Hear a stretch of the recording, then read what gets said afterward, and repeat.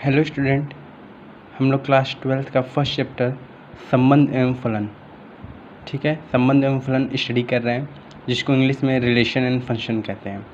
ये चैप्टर हम लोग क्लास 11th में सेकेंड चैप्टर भी पढ़े। सेकेंड चैप्टर में क्लास 11th के सेकेंड चैप्टर था संबंध एवं फलन था, ठीक है, वहाँ पे हम लोगों ने पढ़ा था, ठीक है। कुछ बेसिक कंसेप्ट हैं जो क्लास 11th के हमें जानना चाहिए।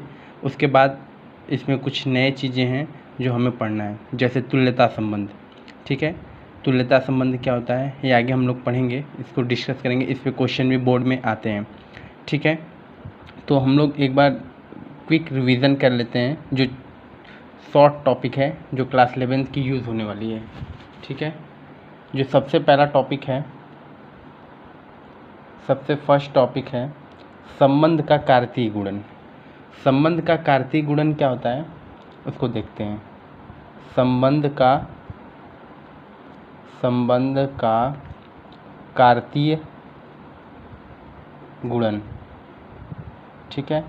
संबंध का कार्तीय गुणन, जिसको इंग्लिश में कहते हैं Cartesian product of relation. Cartesian product of relation, ठीक है।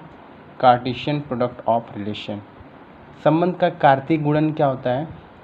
संबंध का कार्तीय गुणन, जैसे हमें दो समुच्चय दिए हुए हैं, समुच्चय ए और समुच्चय बी, ठीक है। उनका हमें कार्तीय गुणन निकालना है, ठीक है। तो कार्तीय गुणन का मतलब होता है कि दो समुच्चयों का आपस में क्या कर दीजिए, गुणन कर दीजिए या गुणा कर दीजिए। दो समुच्चयों का अगर हम गुणा कर दें तो वो क्या कहलाता है, कार्तीय गुणन। तो अब गुणा करने का मतलब जैसे हम लोग छोटे क्लास में करते हैं वैसे गुणा नहीं करना है, इसमें हमें संबंध बनाना है, रिलेशन बनाना है। पहले वाले अवयव से दूसरे वाले अवयव का रिलेशन बनाना है। और यहाँ पे कोई भी संबंध हमेशा क्रमित युग में रहता है। किस में रहता है? क्रमित युग, ऑर्डर्ड पेयर। क्रमित युग को इंग्लिश में कहते हैं ऑर्डर्ड पेयर। कोई भी संबंध ऑर्डर्ड पेयर में होगा, क्योंकि संबंध के लिए दो लोग आवश्यक हैं, ठीक है। अब दो लोग को हम सिंगल नहीं लिख सकते, तो उसको हम लोग क्रमित युग में लिखते हैं। अभी हम लोग आगे डिस्कस करेंगे। तो सबसे पहले हम समझते हैं संबंध का कार्तीय गुणन क्या होता है, कार्टेशियन प्रोडक्ट ऑफ रिलेशन क्या होता है। इसको एक छोटा सा परिभाषा के रूप में लिख लेते हैं। इसका वैसे कोई डिफिनेशन है नहीं प्रॉपर, बस एक छोटा सा समझने के लिए लिख लेते हैं। दो समुच्चय, मान लीजिए दो समुच्चय दिए हैं, दो समुच्चय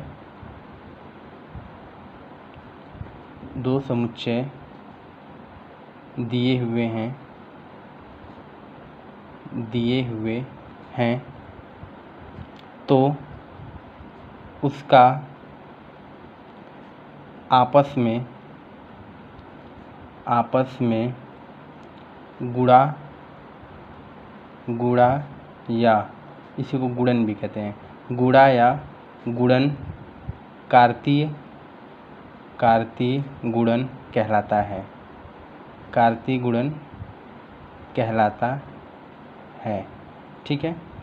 फिर से क्या है, दो समुच्चय दिए हुए हैं तो उसका आपस में गुणा या गुणन कार्तीय गुणन कहलाता है, ठीक है। इसे कैसे हम लोग रिप्रेजेंट करते हैं, ठीक है। कार्तीय गुणन को दिखाने का तरीका, इसे कैसे दर्शाते हैं, कैसे रिप्रेजेंट करते हैं। कोई भी समुच्चय दो दिया है, ठीक है, उनका कार्तीय गुणन दिखाना है। जैसे मान लीजिए कोई समुच्चय P है और Q है, तो उसको कैसे दिखाएंगे, P क्रॉस Q। ये क्रॉस इसको बोलते हैं, क्या बोलते हैं, क्रॉस, P क्रॉस Q। या सपोज करिए कोई समुच्चय A B है तो क्या लिखेंगे, A क्रॉस B, ठीक है। हो सकता है कि कोई समुच्चय दो के अलावा तीन समुच्चय हों, तीन समुच्चयों और सेम समुच्चय, मतलब खुद का क्रॉस खुद में निकालना है, तो उनको हम कैसे लिखेंगे, ए क्रॉस ए, ठीक है। या हो सकता है दो समुच्चय हों बी, उनका आपस में क्रॉस निकालना है, तो उसको कैसे लिखेंगे, बी क्रॉस बी, ठीक है। इस तरीके से हम लोग कार्तीय गुणन को रिप्रेजेंट करते हैं, ठीक है। एग्जाम्पल में भी देख लेते हैं। एक एग्जाम्पल लेते हैं, एक उदाहरण ले लेते हैं। जैसे मान लीजिए एक समुच्चय है P, जिसमें अवयव क्या है 1, 2, 3, ठीक है। एक समुच्चय P है जिसमें 1, 2, 3 अवयव हैं, ठीक है। एक समुच्चय है Q जिसमें अवयव 1, 2, 7, ठीक है। ये जो समुच्चय लिखे हुए हैं ये किस रूप में लिखे हुए हैं? रोस्टर रूप में। किस में लिखे हुए हैं? रोस्टर रूप में। हम लोगों ने समुच्चय चैप्टर में पढ़ा है, क्लास 11 के चैप्टर नंबर 1 में पढ़ा है कि कोई चीज़ अगर कर्ली ब्रैकेट के अंदर लिखी होती है तो किस रूप में होती है? रोस्टर रूप में, ठीक है। ये कौन सा रूप है? रोस्टर रूप। रोस्टर रूप, जिसको इंग्लिश में भी रोस्टर फॉर्म कहते हैं, रोस्टर फॉर्म, ठीक है। अब हमें इन दो समुच्चयों का क्या निकालना है? कार्तीय गुणन निकालना है। तो कार्तीय गुणन निकालने के लिए इनका क्या निकाल जाए? क्रॉस निकाल जाए, P क्रॉस Q, ठीक है। P cross Q। तो P क्रॉस Q कैसे निकलेगा? P का जो पहला वाला अवयव है 1, यह Q के पहले वाले अवयव से संबंध बनाएगा। तो 1 संबंध किससे बनाएगा? 1 से। तो इसको हम कैसे लिखेंगे? 1, 1, ठीक है। पहला वाला x होता है, दूसरा वाला क्या होता है? y। हमेशा ये फिक्स है 1, 1, ठीक है। फिर 1 ने 1 से संबंध बनाया तो 1 किससे बनाएगा? 2 से। तो इसको कैसे लिखेंगे? कॉमा करके 1, 2, ठीक है। फिर 1 किससे बनाएगा? 7 से। तो 1, 7, ठीक है। उसी तरीके से जैसे 1 ने सबसे बनाया तो 2 भी सबसे बनाएगा, 2 1 से बनाएगा। तो इसको क्या लिखेंगे? 2, 1, ठीक है। फिर 2 किसे बनाएगा? 2 से। तो 2, 2। फिर 2 किसे बनाएगा? 7 से। 2, 7, ठीक है। अब 2 ने सभी से संबंध बनाया, उसी तरीके से 3 बनाएगा। तो 3 अगर 1 से बनाएगा तो 3, 1, ठीक है। 3 2 से बनाएगा तो 3, 2। 3 7 से बनाएगा तो 3, 7। इस तरीके से हम P क्रॉस Q के बीच में क्या निकाल दिए? कार्तीय गुणन, ठीक है। एक तरीका ये हो गया। अब सपोज करिए P क्रॉस Q निकाल लिए। अब हमसे बोलेगा क्वेश्चन में कि Q क्रॉस P निकालिए, Q क्रॉस P। तो Q क्रॉस P निकालना बहुत आसान है। कैसे? देखिए P क्रॉस Q, अब जैसे हमने पहले P के अवयव को लिया, P 1 से मतलब P के अवयव को Q के अवयव से संबंध बनाया तो 1, 1, 2, 1, 7, ठीक है। तो P क्रॉस Q निकालना था तो हमने सबसे पहले किसके अवयव को लिया? P के। अब हमें Q क्रॉस P निकालना है, इसका मतलब सबसे पहले अवयव हम किसका लेंगे? Q का। तो Q का 1 से होगा तो 1, 1, 1, 2, 1, 3। उसी तरीके से 2 1 से बनाएगा 2, 1, 2, 2, 2, 3। उसी तरीके से 7 बनाएगा 7, 1, 7, 2, 7, 3, ऐसे बनाएगा। या एक और तरीका है, जैसे P क्रॉस Q लिखा है, यहाँ पे हमने क्या Q को आगे कर दिया Q क्रॉस P। उसी तरीके से अवयव को हम अगर उल्टा कर दें, जैसे 1 2 है तो 2, 1 कर दें, 1, 7 तो 7, 1 कर दें, तो क्या निकल जाएगा? Q cross P। तो P क्रॉस Q के अवयव को अगर हम उल्टा कर दें तो Q क्रॉस P निकल जाएगा। तो अब 1 में तो सेम है इसलिए नहीं पता चल रहा है, इसको उल्टा कर दिए 1, 1, ठीक है। 1, 2 है तो इसको क्या लिख दिए? 2, 1, ठीक है। 1, 7 है तो इसको क्या लिख दिए? 7, 1। 2, 1 है तो इसको क्या लिख दिए? 1, 2, ठीक है। 2, 2 है तो इसको 2, 2 लिख दीजिए, ठीक है। 2, 7 है तो 7, 2, ठीक है। 3, 1 है तो 1, 3। 3, 2 है तो 2, 3। 3, 7 तो 7, 3। इस तरीके से हमने P क्रॉस Q और Q क्रॉस P का कार्तीय गुणन निकाल लिया, ठीक है। तो फिर से कोई भी दो समुच्चय दिया है, अगर उनका हमें कार्तीय गुणन निकालना है तो हम उनका संबंध उनसे बना के इसको क्रमित युग, इसको क्या बोलते हैं? क्रमित युग में लिख देते हैं, ठीक है। आगे हम लोग इसको समझेंगे भी, ठीक है। इसको नोट भी कर लेते हैं, नोट में इसको पॉइंट को नोट कर लेते हैं, मेंशन कर लेते हैं। संबंध में कोई भी अवयव क्रमित युग में लिखा जाता है, ठीक है। संबंध में हम कोई भी अवयव को लिखेंगे तो किस में लिखेंगे? क्रमित युग में। तो इसको नोट कर लेते हैं। संबंध में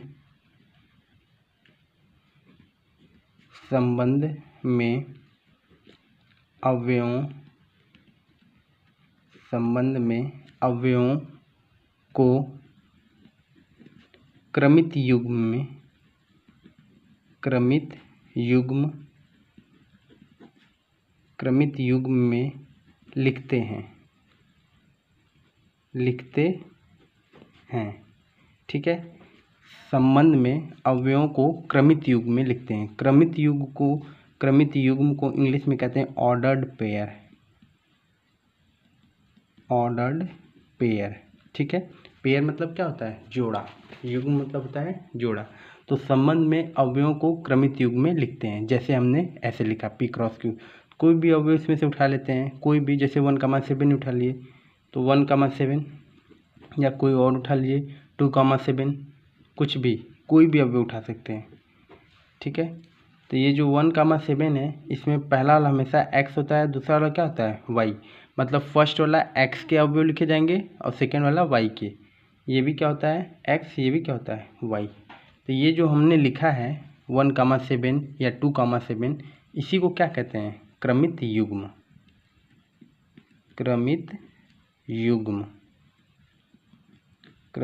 युग्म, जिसको इंग्लिश में कहते हैं ऑर्डर्ड पेयर। ठीक है, तो सबसे इम्पॉर्टेंट पॉइंट क्या था कि संबंध में हम किसी भी अवयव को सिंगल नहीं लिख सकते, क्योंकि संबंध में कोई भी रिलेशन बनाने के लिए हमें दो अवयव की आवश्यकता पड़ेगी। ठीक है, तो दो अवयव को हम ऐसे नहीं लिख सकते। कैसे लिखेंगे? कॉमा लगा के उनको क्रमित युग्म में, ऑर्डर्ड पेयर में लिखेंगे। तो उनको हम अगर कर्ली ब्रैकेट के अंदर कर देते हैं तो क्या निकल देता है? दो समुच्चयों के बीच कार्तीय गुणन, जैसे हमने P क्रॉस Q और Q क्रॉस P निकाला। ठीक है, नेक्स्ट, अब कार्तीय गुणन तो हमने निकालना सीख लिया। ठीक है, कोई भी समुच्चय दिए थे उनका आपस में हमने कार्तीय गुणन निकालना सीख लिया। अब कार्तीय गुणन में अगर हमें अवयवों की संख्या निकालना है तो उसका कुछ फॉर्मूला होता है। ठीक है, तो उसको भी देख लेते हैं। नेक्स्ट पॉइंट क्या है? कार्तीय गुणन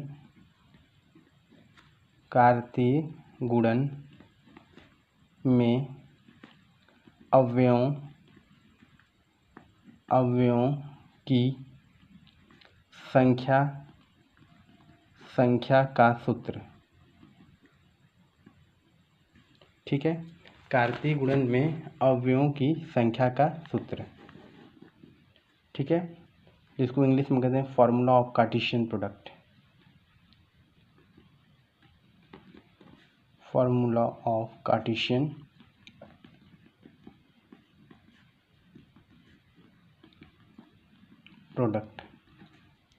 क्या फार्मूला है? कार्तीय गुणन में कोई भी संबंध दिए हैं उनका हमें अगर फार्मूला निकालना है तो क्या फार्मूला है? तो देखिए, कोई भी कार्तीय गुणन है उसको हम क्रॉस से दिखाते हैं, P क्रॉस Q, ये कार्तीय गुणन हो गया। ठीक है, इसमें हमें क्या निकालना है? अवयवों की संख्या। ठीक है, तो अवयवों की संख्या, तो बाहर क्या लगा देते हैं इसके? n क्या होता है? Number of element. n किसको दिखाता है? संख्या को दिखाता है। तो P क्रॉस Q, इसको NP cross Q equal to होता है NP इंटू NQ।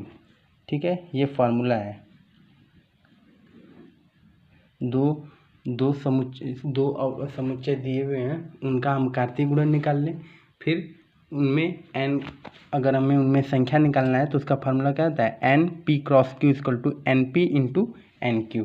ठीक है, इस पे बेस्ट एक एग्जांपल देख लेते हैं।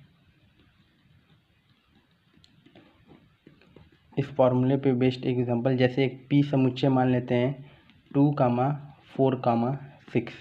ठीक है, एक Q समुच्चय मान लेते हैं 1, 3, 7। ठीक है, समुच्चय मान लेते हैं P इक्वल टू 2, 4, 6 और Q मान लेते हैं 1, 3, 7। तो हमें इसमें क्या निकालना है? NP क्रॉस Q की वैल्यू निकालनी है। NP क्रॉस Q की वैल्यू निकालनी है। ठीक है, तो NP क्रॉस Q निकालने से पहले हमें P क्रॉस Q चाहिए। बिना P क्रॉस Q के NP क्रॉस Q नहीं निकल सकता। ठीक है, तो हम इसका क्या निकाल देते हैं? सबसे पहले कार्तीय गुणन P cross Q। P cross Q कैसे निकलता है?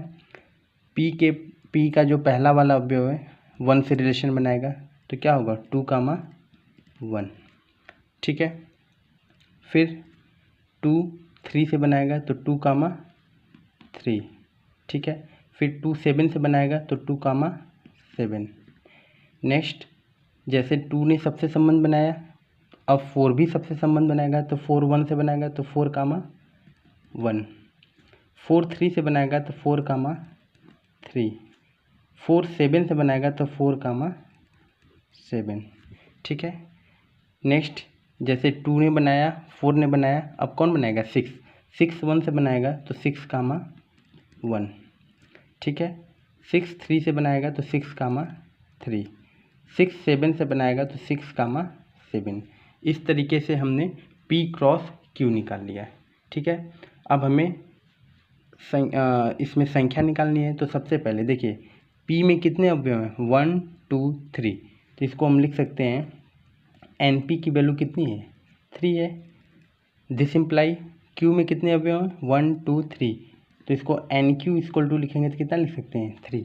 अवयवों की संख्या लिखना सिंपल है, जितने भी अवयव हैं समुच्चय में उनको काउंट करके लिख दीजिए। तो उस तरह से NP और NQ निकल गया। ठीक है। अब हमें क्या निकालना है, NP cross Q equal to, formula क्या होता है, अब ये देखिए हमने तो इसको कार्तीय गुणन निकालना। तो देखिए कार्तीय गुणन में कितने अवयव आ रहे हैं, 1 2 3 4 5 6 7 8 9। हमने P क्रॉस Q निकालना है तो उसमें अवयव की संख्या कितनी आ रही है, 9। अगर इसी को फार्मूले से निकालना होगा NP cross Q equal to क्या फार्मूला होता है, NP इंटू NQ। NP की वैल्यू कितनी है, 3 इंटू NQ की वैल्यू कितनी है, 3, तो 3 3 जा 9। तो डायरेक्ट फार्मूले से हम निकाल सकते हैं NP क्रॉस Q कितना आ जाएगा, 9। अब ये आप न भी निकालें, डायरेक्ट फार्मूले से निकाल दिए तो भी वैल्यू निकल जाती है। और एक तरीका ये, तो ये मेथड 1 है। मेथड 1, जब हमें फार्मूला लर्न नहीं होगा तो हम क्रॉस निकाल देंगे, कार्तीय गुणन निकाल लेंगे। ठीक है। ये मेथड 2 है, मेथड 2 फार्मूला मेथड है। ठीक है। 2 तरीके से हमने क्या निकाल दिया, अवयवों की संख्या। ठीक है। इस वीडियो में हम लोग इतना ही देखते हैं। नेक्स्ट वीडियो में हम लोग संबंधों के कुछ इम्पॉर्टेंट पॉइंट हैं जिसको नोट करेंगे, उसके बाद आगे के प्रश्न बनाएंगे, क्वेश्चन एग्जाम्पल को। ठीक है। Thank you so much.